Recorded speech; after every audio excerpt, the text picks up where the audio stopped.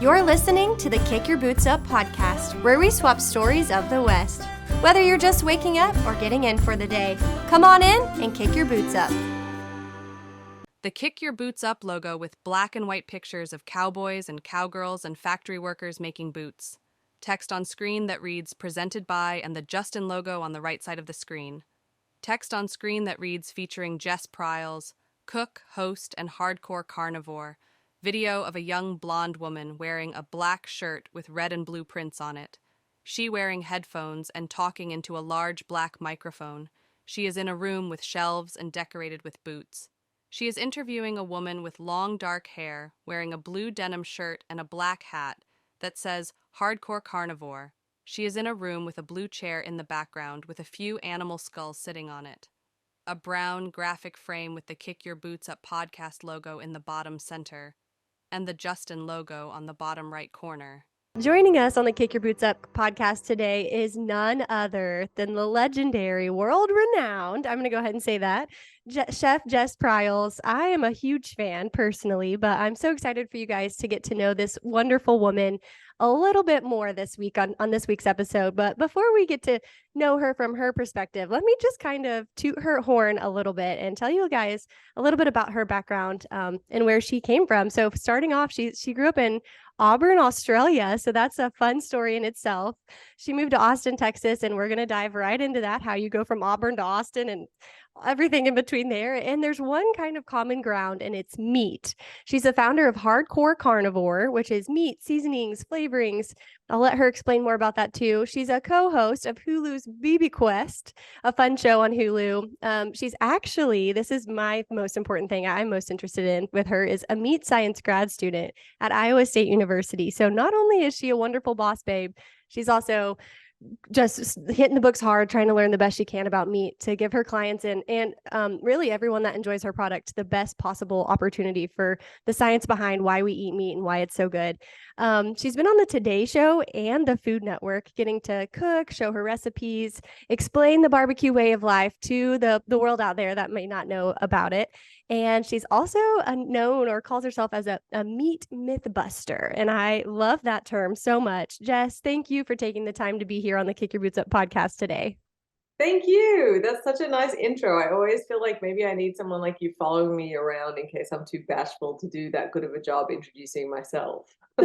Absolutely. It's hard to talk about yourself. And that's why you get to have opportunities like this where normally you're talking about your brand or you're talking about other things that it's easier to talk about because it's not yourself. But the Kick Your Boots Up corner is all about that. So we're going to dive right into it if you don't mind. And I'm genuinely curious. I know everyone out there is wondering, how in the world did you get from Auburn to Austin? Talk about that. So I'm actually from Melbourne, but they sound the same. Trust me, Melbourne to most Americans. And really I'd come to Texas on a vacation. Australians love to travel. Like nothing is near Australia. So we're very good about going other places to check them out. And I was just on a vacation, and I came to Austin for the first time, many, many, many, many years ago. And just loved it and fell in love with the city and had my first taste of barbecue and fell in love with Texas and the Texas way of life, got a pair of boots, took them back home. They didn't fit in quite as well in Melbourne, but, it was just, Australians have a really good knack for travel, but I got bit real quickly by the Texas bug. And then over the years, I wanted to eat more barbecue, learn more about how it was made. And every time I would come back to do that and come back to Texas, I would sort of, expand my friend group and have these new experiences and eat more barbecue, but also fall in love with Texas a little more. And then it just got to the stage where it's like, okay, I think it's time. I think it's time to move. And so in 2015, I immigrated here.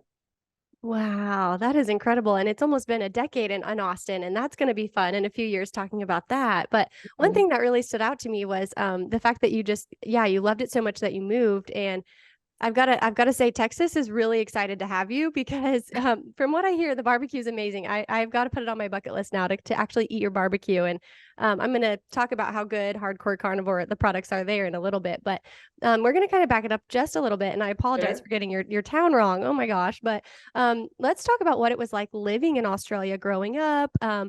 maybe talk about barbecue there and what your idea was of it was as a kid growing up? So Melbourne's a really big city. It's 5 million people. That and Sydney are the two biggest cities, and it's very urban, and it's very like Sydney's kind of more LA, Melbourne's more New York. So it's got a lot of art galleries and museums and cultural stuff. And there's no real Western culture in Melbourne. There is in some of the like smaller rural towns, but this is a big city, right? So there wasn't a lot of your listeners probably have heard of the old shrimp on the Barbie joke, right? Yes. So the funny thing about the shrimp on the Barbie joke is that was an ad that they made for Americans, because we don't even call them shrimp in Australia. We call them prawns. So it's like the whole thing is a big lie, right? But the traditional culture of barbecue in Australia is like not very good, to be honest with you. It was kind of like getting a flat top, getting the cheapest sausages at the grocery store, and just sort of burning them and sticking them in a piece of white bread, pretty basic stuff. And when I would come over to Texas, and see what barbecue was like here, that people really took pride in their outdoor setups. It wasn't just like, yeah, I got to go out there for 7 minutes each side and come back in. What else can I make on the barbecue? What else can I make on the smoker? What else can I make on the grill? So over the last few years, I had a lot to do with it in its infancy before I moved to Texas, which is things like the Australasian Barbecue Alliance, which is a barbecue competition body, basically, that I helped co-found.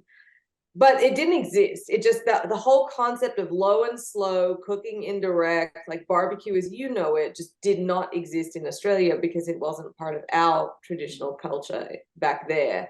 But over the last few years, it has exploded in popularity. So that's why it was such a learning moment to travel over here, because I'd never seen anything like it before. I'd never tasted anything like it before. Like the closest you would get is maybe like smoked sausage or something in the German style delicatessens, which is, ironically where Texas barbecue has its roots. But I wouldn't say there was much of a barbecue culture in Australia growing up. I am mind blown, Jess. You just the podcast could end right now, because I don't think a lot of people out there knew that the shrimp on the Barbie joke was actually just made for us and almost like a joke to us. That is so funny. And I'm so glad that you just shared that to our listeners out there. And I'm sure they have a million more questions to ask you since you've enlightened us all. But one thing that I think is really funny is in the state of Texas alone, I'm a Texas transplant as well. I'm from Oklahoma, so it's very similar, but in the state of Texas alone, they take barbecue so serious. We were just at our Texas FFA convention, and we noticed that there's a Texas Youth Barbecue Association, and we were like, "What in the world?" Or national? It's national, statewide, everything. We were like, "What in the world?" There's a whole organization for this, but sure enough, they're teaching kids to, how to properly prepare meat, and I think that's really cool about you too. Is you've really taken the next step as well. And one of your videos on social media is talking about how you thought you were ordering brisket in Australia all the time. And then you came to Texas and realized there's multiple different types of brisket, which I still am clueless about. So I'm genuinely curious, and I got to know, how did you fall in love truly with meat? How did you decide that you were going to make meat your lifestyle? I feel like for a lot of people, the situation is that if you don't come from an agricultural background, which again, highly urban city in Australia, not connected with ag whatsoever, except for going to like our version of the state fair, which is the Royal Melbourne Show, where you go and see the baby lambs and the baby whatever once a year, and that's your exposure, and that's it. So even when it came to buying meat, like, my mom just did all the grocery shopping. I didn't really understand what I was buying. So when I like moved out on my own and went to the grocery store, I realized that I didn't know what the cuts were. I mean, she really didn't either. If you don't have someone teach you to begin with, you just kind of buy within your safety zone and hope for the best. And it can be really unempowering or disempowering, because you can walk up to the vegetable section and know, oh, that's a tomato, this is what I do with it. But it can be so intimidating to walk up to a meat case, be like, I don't know, and then maybe you buy something that's called a steak sometime and you cook it and it's like, that was tough. I don't understand. It said steak. What's going on? So in eating, when I came to Texas and started, being obsessed with barbecue and wanted to eat more of it and learn more about it, I tried to buy a brisket back in Australia, and it was completely different to what we would have here in the US for a number of reasons that I now know, didn't at the time, didn't understand why. Well, I'm asking for the same thing, how could it be different? But there are things that influence it, like Australia is based on British butcher cuts. America has its own type of cuts. There's multiple ways to cut it up. If y'all, anyone out there is a hunter, you'll know there's a million ways to skin a deer, and process a deer. It's the same sort of concept. There's lots of different ways to treat the same thing. And it can be really confusing because the names don't always align. The cattle are also bigger here in the US. They feed them different. They let them get older here, which increased the carcass size. So I found myself falling down this rabbit hole where I had tried to just set out to learn more about barbecue, but you can't really learn more about barbecue without understanding the raw meat itself to get the right cuts. Because if you've ever bought just a brisket flat, let's say, which is the really thin little part that sometimes is called the lean at butcher shops, you can't really cook that successfully without it turning into leather. So, you need the right cuts. You need to get the right meats to start with. And so I inadvertently ended up on this big journey to understand more about meat itself. And I felt like I was unlocking all of these grades and levels of information about it. Like, oh, okay, so that's the same as that. Okay, that makes a lot of sense. And then I just kept going. I was visiting slaughterhouses in Australia, trying to get more into the industry. People were very welcoming, like, let me show you our world. Ag people and people who are in meat are very, very transparent in terms of wanting to show you what they do because they're so proud of it. And so I just was trying to consume as much information as I was getting. At the same time, I was sharing the stuff that I was learning through my social media, through my website.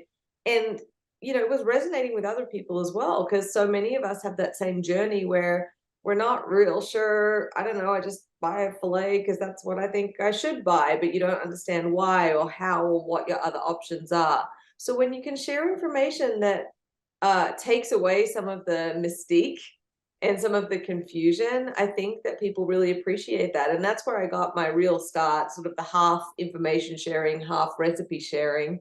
And then, you keep going down like any obsession or hobby. I know we'll talk about hardcore carnivore, but somewhere along the line as well, I attended barbecue camp at Texas A&M, which is I now speak at brisket camp every year. And Texas A&M have an entire meat science department. And I learned about meat science for the first time and was so fascinated that there was this definitive answer or information on why things were tender, why things were juicy, what can influence that before we even get it in our kitchen. So much so that I ended up completing my own graduate certificate many, many, many, many years after I originally went to college for a completely different thing at Iowa State University. And that is so inspiring. I think it's safe to say and call you an Aussie Aggie, since you did get to go to A&M and talk about that. But one thing I learned, there's a lot of growth, and I've been able to hear that following your story over time too, is there's, you started here as a passion and it became, now it's your lifestyle. I thought it was so funny you said the word y'all. And that's growth too. I mean, you're submerged. You're a full Texan. You're a Texan Aussie, and I'm here for it. I love it. Very, very cute. I think I do a good job. I got a closet full of boots. I drive a truck. I'm married to Texan. I got a pretty decent collection of hunting rifles now, and I hunt all. If you guys are watching, not just listening, you can see skulls behind me. I hunted all those, processed all those, ate all those. So I feel like that's pretty Texan, right? Oh, very Texan. And my husband's an avid hunter too. And he and his family believe that like they don't just hunt to hunt and have the trophies. They hunt to eat the meat and live off of the land too. So that is so cool. I'm so inspired with you being just a female and doing that and being like that, owning it, taking that on as your role. That's so, so cool. But another thing that I'm intrigued about you is hardcore carnivore, and we can't help but not talk about it. I know you sent some goodies to our Justin team, and Emily and Taylor upstairs kind of helped pass out everything. And I was fortunate enough to get the Tex-Mex blend of hardcore carnivore seasonings. And let me tell you, it's changed everything. And I'm not just saying that. Like, Street tacos are so much better now. Just a simple taco with ground beef, you just boring ground beef that's cheap and easy. It spiced everything up so good. So I guess let's talk about Hardcore Carnivore now, and kind of what it was like for you to build your own brand, and what it took, and all of that in the beginning stages. I appreciate that. I obviously always love to hear feedback because I do blend all of the flavors myself. It's what I think it should taste like. So, I mean, I'm not sitting here in my kitchen blending the ones that you guys are trying at home, but the very first recipe is always made in my kitchen. So, at some stage in this journey, as I mentioned, I was sharing recipes, I was sharing information, and people kept saying, oh, you're going to open a restaurant. I just thought, that's a whole different headache, like God bless people in the restaurant business, because that is a tough pill to swallow. And so I thought, well, how can I get people to taste what I think food should taste like beyond a recipe? And I had an idea for our very first seasoning, which is our most famous one, which is our Hardcore Carnivore black seasoning. I'd seen activated charcoal used a lot in shakes, and like health shakes and smoothies and things like that. And I thought, well, wouldn't it be cool to apply it to meat? And kind of see if you can get that color before you've even cooked it. Because my journey of becoming a meat cook was also the frustrations of like, why can't I get a good sear like a steakhouse? And that's one of the biggest things people starting out. So if you can get it to look great before you've even started, you're ahead of the game. So we came out with Hardcore Carnivore Black, and honestly, it was a very genuine, organic thing where I was like, I'll order the minimum, and if it doesn't sell out, I guess I can give them away as Christmas presents. It was the most humble beginning to a company. And now, 6-7 years later, we have 9 seasonings in the line. We've expanded to things like butcher paper, high heat gloves, trimming knives, and everything that I add to the line are things that I use in my kitchen. Like, oh, this is the style of knife I like. I want to put our Hardcore Carnivore name on it. I want to develop it. So we have this whole range, including a burnt end sauce now too, that's sold all over the world. It's available like widely here in the US. It's at Bass Pro, Cabela's, Academy, Buc-ee's, H-E-B, amazing small independent stores across the country as well.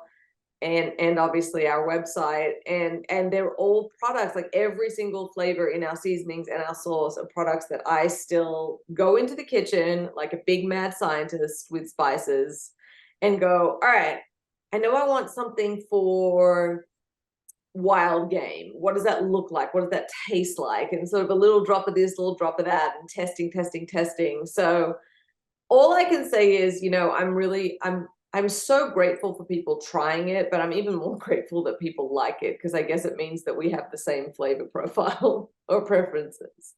Oh, yes. And I'm kind of getting teary-eyed and choked up listening to you talk about this, because there's a lot of girls out there that are so inspired. I know it. If there's any young girls listening, they're just probably holding on to every word. I know I am, because it's really cool to hear brands that are so big talk about their humble beginnings, and what it was like in the beginning, and getting there. And so I'm very curious. I've got to ask then too, how do you get the perfect seasoning? You kind of talked through like the game and the different tastes, but how do you say enough is enough? I'm done adding garlic. I'm done adding paprika. I'm done adding all this stuff. And it's like perfect. I think it's personal preference, honestly, but the ethos for me has always been like the more traditional seasonings that you would have found in the grocery store. And there's obviously, like, it's exploded in the last couple of years. There's so much more than ever before, but they were very in your face flavors, nearly like they were like, well, if I'm going to put seasoning in a bottle, I'm going to put seasoning in a bottle. Right. And the thing that's best about the steak is the taste of the steak. So I knew that I wanted to make something that always worked with the meats themselves. So they're fairly simple. Like, we use premium quality ingredients, because like there's a difference even in pepper qualities. It's kind of nearly the difference between, I don't know why this is the first thing that popped into my head, but like eau de parfum and eau de toilette. Like if you're into perfumes, like one of them's watered down and they still smell the same, but they're not as powerful and they don't last as long. So spices are the same. Some of them are going to have a more intensity of flavor. They're going to be fresher. So that helps. And then it's just about, it's just what I think that simplicity and that balance should be, where the meat can still play a big role in it. So even with the Tex-Mex, when you make tacos, the idea is that you're still enjoying the ground beef, and it is obviously bringing a lot of flavor to it, but it's mixed with this sort of magical concoction that's just like, okay, I get it. This is delicious. Like, that's my aim. That's what I'm going for. Yeah, that's very well said. And that's what's so crazy is like now that I've heard that story, I can definitely feel and taste that. What, with the, like I said, boring ground beef, just, it's like, wow, no, somebody did think through how the person was going to feel and what their mouth was going to experience, for lack of better words. So that's so inspiring. And I know you've already told us all the stores that we can get your seasonings and products at, but maybe talk through like what it was like having your first store, or what it's like now having all these big name stores, because that's part of your humble beginnings too. Yeah. And I think, it's really interesting. And the one thing that I'll say to anyone who's listening who wants sort of more entrepreneurial advice is, I don't love taking no for an answer, and I'm very driven. And I think that has a lot to do with it. So I sort of put blinders on and forged ahead. I sort of said I didn't intend to create a product, but once Black was so successful, I thought, well, I guess I should create one for chicken now that I have one, and pork now that I have one for beef. And that's how it then kept growing and then kept growing. And the idea still is that at the end of the day, I forged ahead, I pushed ahead. I knew what I want my labels to look like. Like, I knew how I wanted to stand out on the shelf. I knew what I wanted the name to be. I knew what I wanted our position to be. I call our stuff products for serious meat enthusiasts, because if you love meat, you're going to love everything in our line. It's just because that's me. That's where it came from. I think when there's authenticity to something, you're always going to forge ahead as well. And Buc-ee's was one of the first stores that we went into that was like the big coup, and they were growing at the time. I mean, they're on an insane path of growth at the moment. We're lucky to have gotten in way at the beginning, but we have had a very special sort of ride where we haven't had the traditional thing. So we've had a lot of retailers come to us because we built the brand and believed in the brand. So it's kind of more that if you build it, they will come. So I focused on the branding, I focused on the social media, I focused on the product itself, making a good product, getting it out there, and knew if I could build something and build the demand for it, well, then people will want to stock it, right? And I think the hardest thing when you're building a brand, and especially in grocery, which I would just caution people about, is if it feels like it's going to end up being an exercise where you might even lose money, but you'll get in store, don't do it. I think that there's a lot of opportunity. You hear about, for example, a lot of businesses going out of business when dealing with Costco, for example, who are a great retailer, but because they want different packaging and different, they'll get into these small companies that are making these cool, funky products and say, okay, but the deal with Costco is you need it in a different size that you don't make yet. You've got to ship it by the pallet, and you have to do this and you have to do that. And everyone gets so excited and does it, and it's kind of their demise. So we've always been real cautious to grow at a manageable rate as much as we can, and not try and just explode, because when the horses bolt, it's real hard to get them back in. So trust your gut is probably what I'm trying to say in a very roundabout way. That is phenomenal advice. I think for anything, not necessarily even just entrepreneurial, but for life in general. If you just trust your gut, go with your instinct, less is more, the very good thing. If you build it, they will come. I love that. And one thing that I always ask farmers and ranchers when they're on this podcast is the one controversial question in Texas: how do you like your steak cooked? So I'm going to ask you that too. How do you like your steak cooked? Well, my answer is always, it depends on the cut. Ooh, you know what? You're the first one that's answered it that way. I feel like it absolutely depends. And I feel like that answer is always going to tell you how serious someone is about eating meat. Generally, for something like a ribeye, I'm a medium rare, but something like a tri-tip, a bavette, you're gonna want that a little bit towards the medium side. It just performs better like that. Top sirloin's kind of the same thing, picanha to the medium side of medium rare. So it depends. Is it? I've got to ask But too. never well done. Never, no, never hockey pucks. I agree to that. And I've got to ask too before we go. This is you weren't expecting this question, but is it hard for you to go out and eat meat now because you've mastered it? So is it hard to sit there and eat something that's just like, okay, I can make it better at home?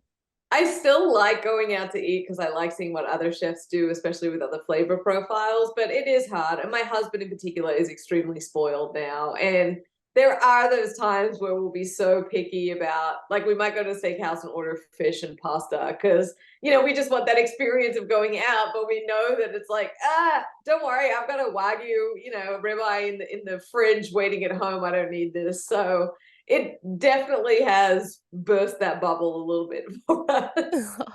Well, I love that so much. And I love that you guys are like, you know what? We're going to do something that's like pasta and fish and safety up there. So that's really cool. And now that all of us out there are hungry, including ourselves, I think this is a good time to give yourself a plug and wrap it up before we go. So tell us, where can we find you on social media, your website? This is your chance for everyone out there to go out and ask questions and follow along with your journey. I know I've been following you for a long now, and the content out there is so interesting. And I just love your insight and your outlook on everything. Appreciate that. Well, I guess there's two different ways you can find me. One is through my personal stuff, which is Jess Pryles. JessPryles.com is my website. I'm on all the social media, like all of them, as Jess Pryles is the handle. So come find me, come say hey. And then Hardcore Carnivore has its own channels too. So hardcorecarnivore.com. That's more sort of recipes, stuff related exactly to the seasoning, but all the meat science, meat myth busting stuff is going to be on the Jess Pryles channels. Well, I love it. Jess, thank you again for taking the time to be on the Kick Your Boots Up podcast. And we look forward to seeing all the fun stuff you do in the meat world. And we cannot wait to see what else you meat myth bust about in the future. Thank you. Appreciate y'all. Fade to black and the Justin logo and Kick Your Boots Up logo stacked vertically. Thanks for joining us on Kick Your Boots Up. I'm your host, Taylor McAdams, and we can't wait to share the next story of the West. Until then, feel free to like, subscribe, and leave us a review. Follow us on social media at Justin Boots to keep up with our next episode.